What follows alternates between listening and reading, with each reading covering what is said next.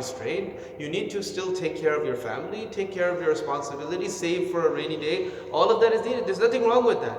But when this greed, this natural greed within us, when it surpasses its bounds to the point where you're not giving even when you have and when you need to, and you become so greedy that you can't stand to see other people help others out. Why are you giving it to him? Why do you need to give it to him? You don't need to. These people, they're all like this. Why are you going to give to this cause? Oh, this, masjid, all this fundraising. Oh, this organization is always coming and asking for money. They're probably not even giving it to the right place. Like when you're young, you work different jobs too. So I had one job one time, right? So owner was, not the owner, this is the sad part, he wasn't even the owner, he was a manager. He was Punjabi, so he's like, he was not Punjabi, but he was Indian, he was Hindu, right? So what this guy, he was just coffee and stuff we have to serve. So what he would do, and every time when the order came in, he will get mad at all of the employees. He'll be like, why are you filling the whole cup with coffee and cream? He said, put a little bit of water on the top, right? Just put a little bit of water on the top. It's not even your store. You're not benefiting like in any way. Like this much milk you're saving, this much coffee you're saving, this much cream you're saving. It's not even your store. Like you don't own it. You're not profiting from it. You're still just getting your hourly wage. But when greed comes in a person, they can't stand. Like they can't stand to see anybody else even do something, even do what they're supposed to do. Right? This is greed. وَيَأْمُرُونَ النَّاسَ بِالْبُخْلِ وَيَكْتُمُونَ مَا آتَاهُمُ اللَّهُ مِنْ فَضْلِهِ. And they hide the fadl and the bounty that Allah subhanahu wa ta'ala has given them. You see this, there's people who are professional beggars. They say like that. I haven't looked into it, but they say the average, you can tell me, how much is the average beggar in New York City? I've heard that some of them are quite wealthy. $40,000-$50,000 income per year. your city, that's why I'm saying.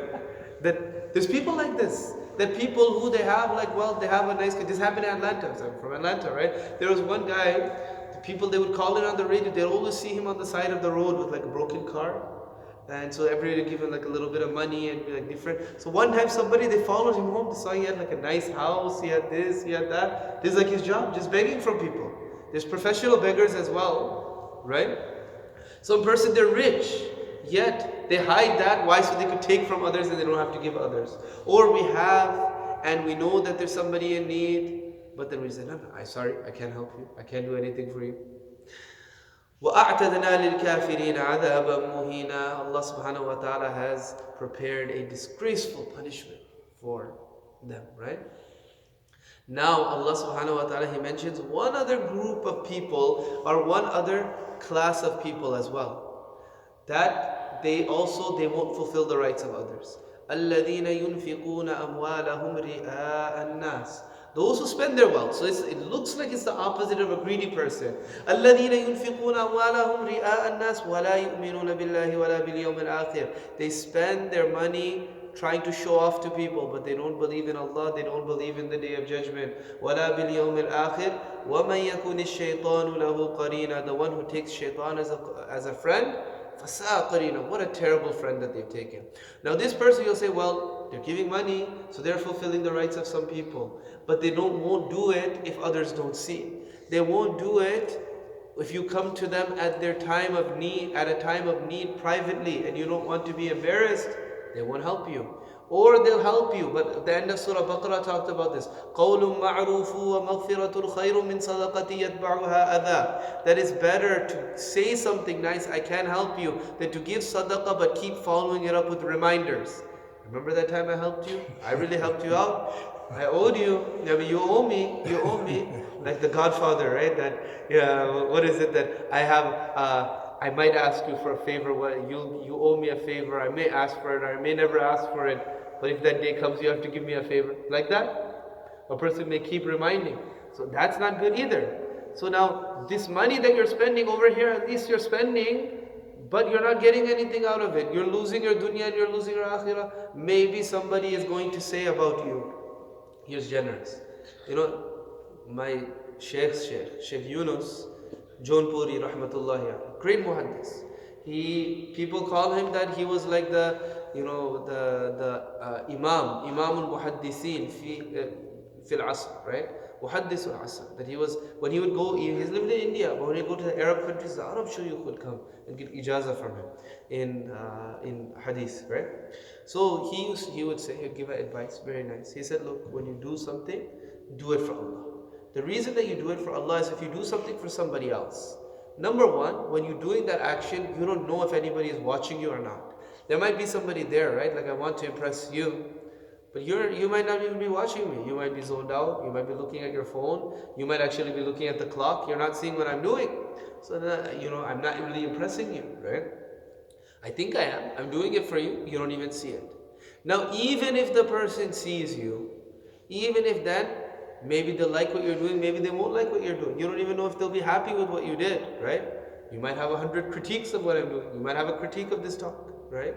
You might have a criticism. Okay, even if you do like what I'm doing, there's no guarantee you'll do anything for me, right?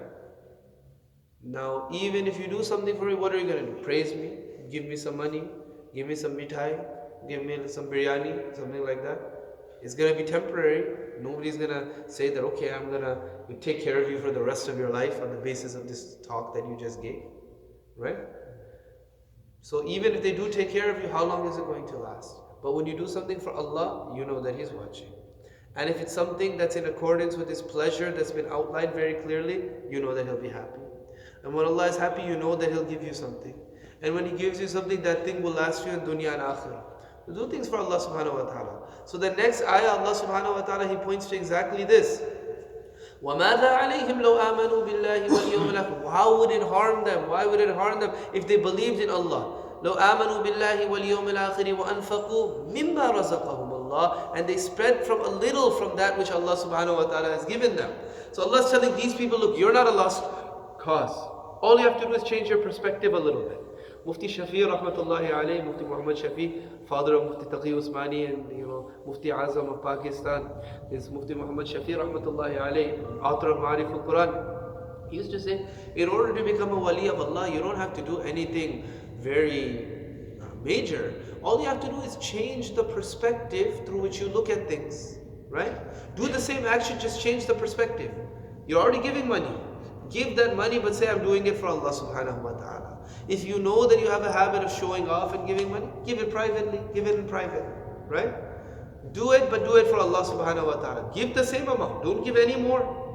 Do it for Allah subhanahu wa ta'ala. Just change your perspective. Right? Allah says, how will it hurt them if they believe in Allah and the Day of Judgment and they do this action for that rather than for people?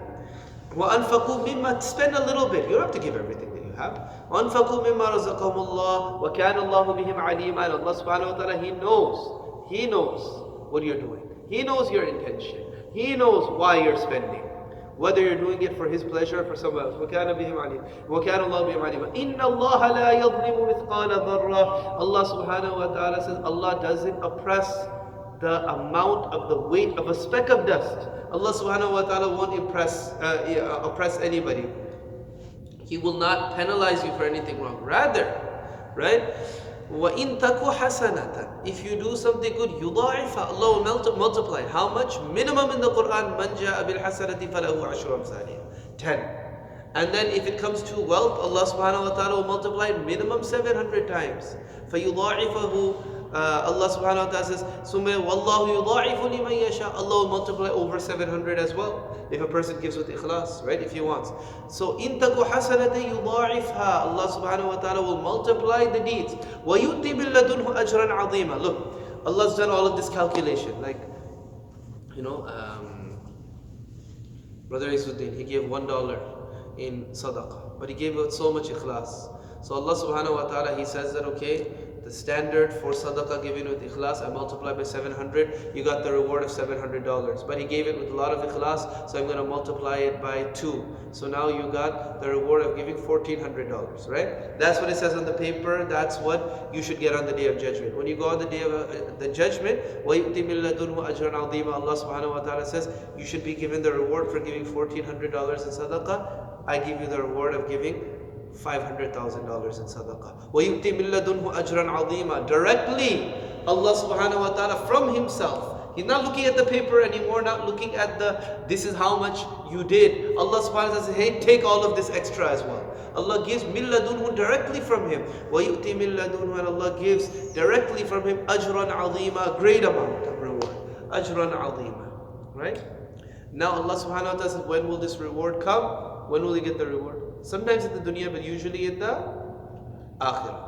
So now Allah shifts our attention to the akhirah. فَكَيْفَ إِذَا جِئْنَا. Look, why will it hurt you if you don't give if you give money with ikhlas and you believe in Allah on the Day of Judgment? Look, if you don't do that, if you don't set things right now, فَكَيْفَ إِذَا جِئْنَا مِن كُلِّ أُمَّةٍ بِشَهِيدٍ. Allah subhanahu wa ta'ala says, what will they do when we bring a witness from each community? فَكَيْفَ إِذَا جِئْنَا مِن كُلِّ أُمَّةٍ بِشَهِيدٍ. And we bring you as a witness against them. فَكَيْفَ إِذَا جِئْنَا مِن كُلِّ أُمَّةٍ بِشَهِيدٍ وَجِئْنَا بِكَ عَلَى هَؤُلَاءِ شَهِيدًا. And we bring you as a witness against these people. Right? Interestingly enough, this is just related to this ayah. Abdullah bin Mas'ud radiallahu anhu is known for his beautiful recitation of Quran. So once Rasulullah sallallahu alaihi wasallam, he told Abdullah bin Mas'ud, you recite to me. He said, Ya Rasulullah, should I recite when the Quran has been revealed to you? Nabi sallallahu alaihi wasallam said, I like to listen as well. Right? I like to listen. He likes to listen to beautiful recitation. Not, students reading so fast. Nabi sallallahu alaihi wasallam, he likes to listen to beautiful recitations. So Abdullah bin Mas'ud, he started reciting from Surah An-Nisa. And he's reciting. He gets up to this ayah. فَكَيْفَ إِذَا جِئْنَا مِن كُلِّ أُمَّةٍ بِشَهِيدٍ وَجِئْنَا بِكَ عَلَى هَؤُلَاءِ شَهِيدًا. So Nabi sallallahu alaihi wasallam, Abdullah bin Mas'ud realized Nabi sallallahu alaihi wasallam was crying. His face was drenched with tears. And he told Abdullah, stop, it's enough. So that's why if you look in the Desi Qurans, over there it says, Waqfur Rasul sallallahu alayhi wa sallam. That is like where Nabi sallallahu alayhi wa sallam, he stopped, meaning not in salat, but he told Abdullah bin Mas'ud radiyallahu, you stop your recitation over here. So like if you're reading salah, if you're in salah, good to make ruku at this place, okay? So now, then Allah subhanahu wa ta'ala says, on that day, what will the situation be? I'll explain the next ayah, then I'll explain that there's three ayahs that they seem milte julte, like they're similar to one another, so people they get them confused, right? Allah says, on that day, what will you do if you don't believe properly and the witnesses are brought? يَوْمَ إِذِي يَوَدُّ الَّذِينَ كَفَرُوا. On that day, the kuffar وَعَصَوُوا الرَّسُولِ, and those who disobeyed Rasulullah sallallahu alayhi wa sallam, يَوْمَ إِذِي يَوَدُّ الَّذِينَ كَفَرُوا وَعَصَوُوا الرَّسُولِ, they'll wish لَوْ تُسَوَّى بِهِمُ الْأَرْض, that the earth would swallow them up. Meaning the earth would be flat, meaning it would take them under. Right? لَوْ تُسَوَّى بِهِمُ الْأَرْض وَلَا يَكْتُمُونَ اللَّهَ حَدِيثًا. They won't be able to hide anything from Allah subhanahu wa ta'ala. Meaning our intentions, our deeds, none of that will be hidden from Allah subhanahu wa ta'ala.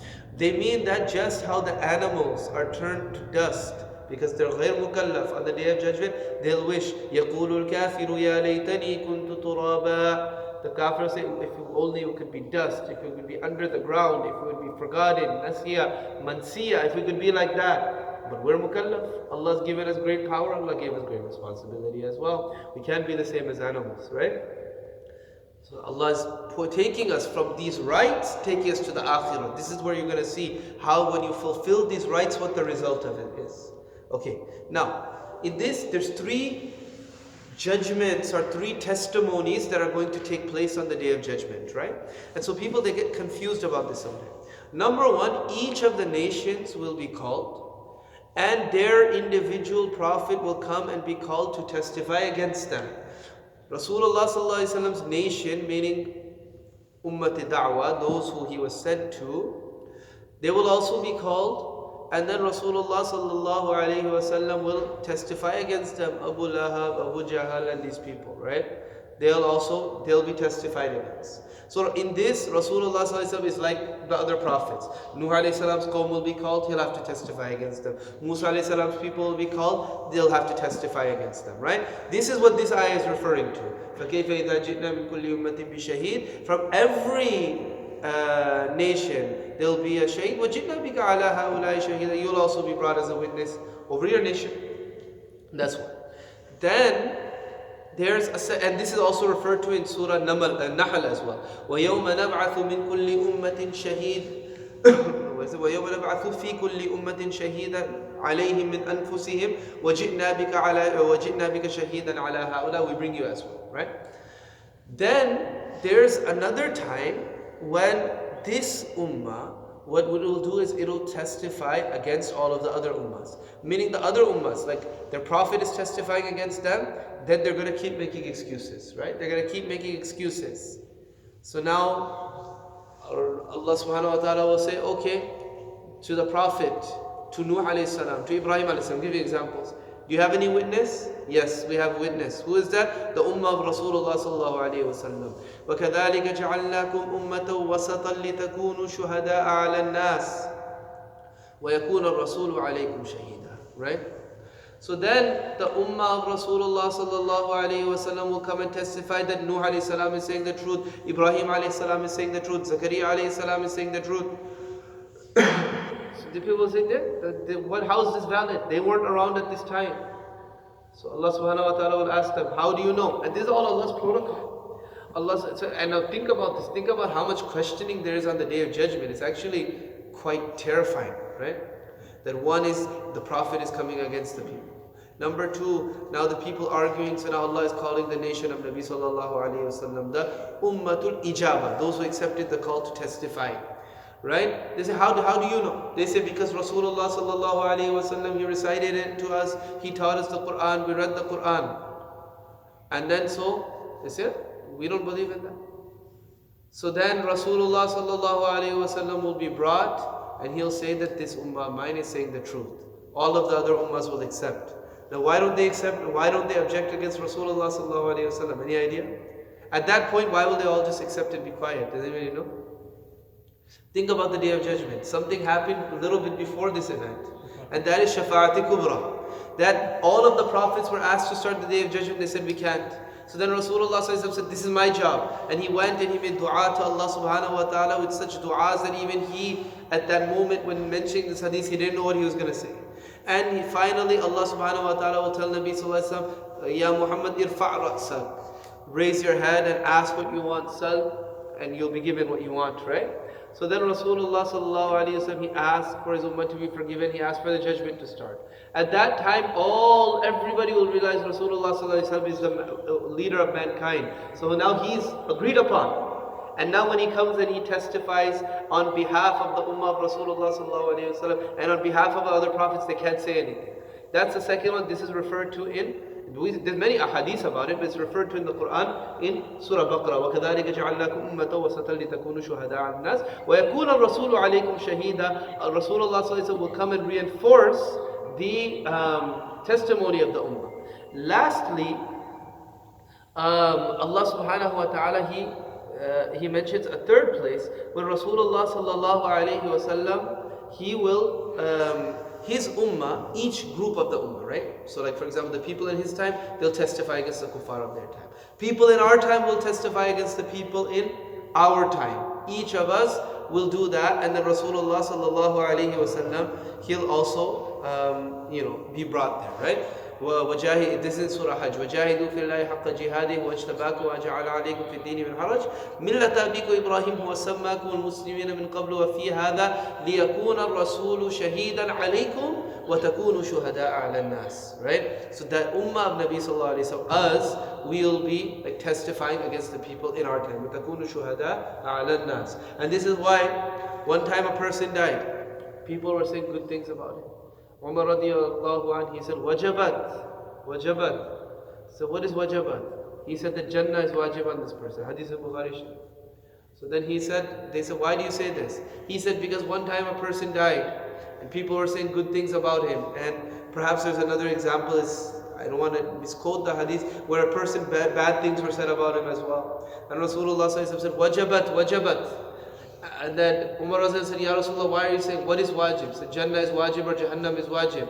So Rasulullah sallallahu alayhi wa sallam, Umar said, why? Rasulullah sallallahu alayhi wa sallam said, because when people say good things about them when they pass away, a large amount of people, Jannat is wajib on them because antum shuhada'ullahi fil ard. You are the witnesses of Allah on this earth. And when bad things are said about a person after they die, antum shuhada'ullahi fil ard. You are the shuhada of Allah subhanahu wa ta'ala on this earth, right? should be very careful, you know, like when a person, like we don't know when our life is going to end, and anytime when we meet somebody, they don't know what's going on in our life, right? It's like right now, you know, I could be like, you know, arguing with my spouse. Alhamdulillah, it's good, but I'm just saying, like, they could be arguing. That's bothering me. I come here, somebody says something to me, I give like a, you know, quick, smart answer or something, right? That person, I don't see them again. They're just passing through. They have this bad impression of me their entire life. But I'm not like that. Inshallah, I'm not like that. But you have like a bad impression, right? Because every moment of your life, what you're doing is nobody knows what's going on with you. They're living their life. So they have like this little snippet, right? So now when you pass away, it shouldn't be that when you pass away, oh, there's that person that was rude to me on that day. Like, you know, it happens, you know, sometimes somebody's rude to you and then you like they pass away and you say, Inna lillahi wa inna ilayhi raji'un. But the first thing that comes to your mind is those negative things that happened, right? So we should try to put our best self forward, our best thing, you know, regardless of how our day is going, try to show somebody else our best, because the only place that we live in other people's life is in their memories, right? So we want people to say good things about us, so we have to be very careful. So on the day of judgment, inshallah, nobody will be able to testify against us. After we die, inshallah, nobody should be able to testify against us. And we make mistakes, we make mistakes. Anybody know what do you do when somebody is, when you hurt somebody and you can't find them? You make a lot of dua for them, and you give sadaqah for them, and you do this and that, hoping that, Ya Allah, give them so much that they don't come after me on the day of judgment. So may Allah subhanahu wa ta'ala protect us from the terrifying ahwal of the day of judgment. It's ahwal and ahwal, both. May Allah subhanahu wa ta'ala protect us from both of those on the day of judgment. May Allah subhanahu wa ta'ala make us amongst those who fulfill the rights of others in this world, so that on the day of judgment, we'll be relaxing, so that we'll be in drinking from the hawd of Nabi sallallahu alayhi wa sallam, so that we'll be under the shade of Allah subhanahu wa ta'ala's arsh. Inshallah, we'll stop there. Next week, inshallah, Allah gives tawfiq, we'll speak about the laws of the process of alcohol being outlawed in Islam.